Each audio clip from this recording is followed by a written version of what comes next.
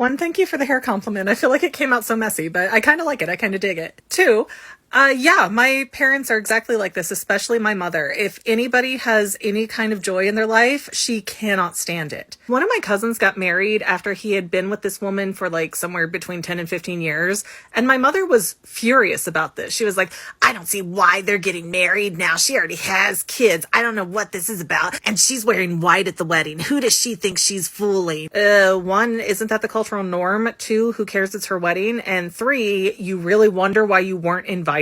And I had another cousin that when it was time for her to go to college, she applied to Ivy League schools and did some tours there. And my mother was also offended by this, going, who does she think she is? She thinks she's better than everybody else, doesn't she? She just wants to be able to say, I got to apply to Harvard. Okay, why does that bother you? Why does that put a dent in your day? Even like when I was a kid, I remember she was always picking at my friends. She'd be like, well, you're the pretty one in the group. Oh, this one has like a pig nose and the other one's so fat.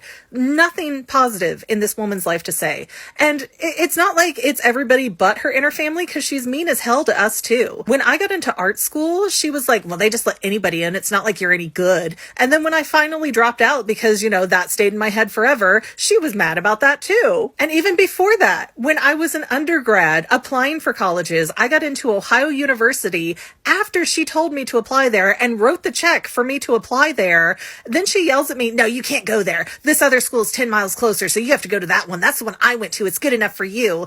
And I called her on that being BS. And eventually she came back and said, well, I was supposed to go to Ohio University, but I was $800 short for the year, so I couldn't go. Like, so you couldn't do it, and now you're begrudging me like we're in competition? The narcissism in so many of these boomer parents is unreal. And let me tell you, usually they themselves are nothing to brag about. When I had my second child, I got married and was pregnant and told my mother of all people, she's like, well, you done fucked up again. Thanks, Mom. Worry about yourself, fix yourself. You don't need to worry about what other people are doing.